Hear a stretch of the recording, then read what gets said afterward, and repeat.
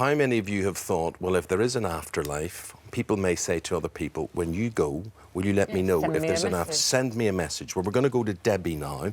And Debbie, your nan promised to make contact after she died. Did she? Hello, Ruth. Hello, Eamon. Hello.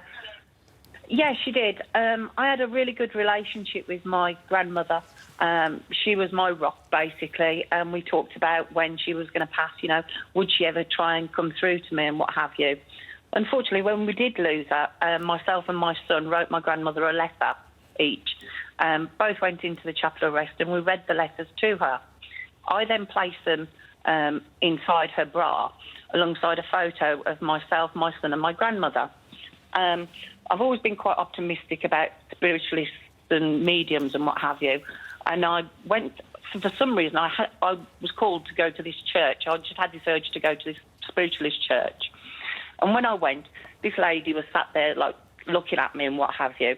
Other people was having messages, and I was thinking, you know, this is just a load of waffle.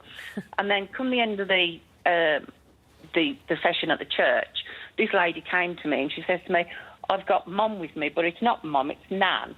And she's thanking you for the letters that you wrote to her. She reads them every day and she holds a photo of yourself, your son and her in her hands. Well, let's get Sally first of all on this. Typical validation. I mean, that happened to me the other night when I did my show.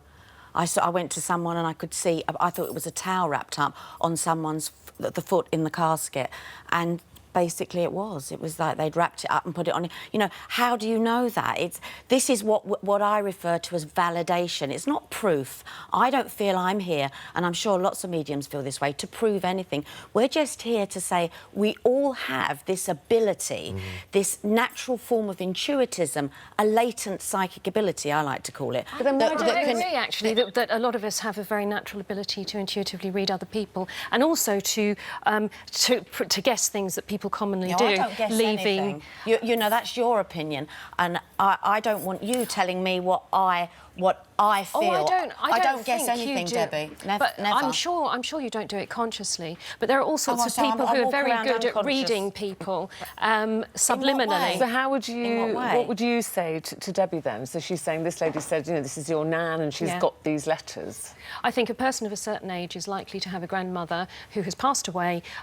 Putting letters in with people who have died is really not unusual. It's a numbers game. Yeah.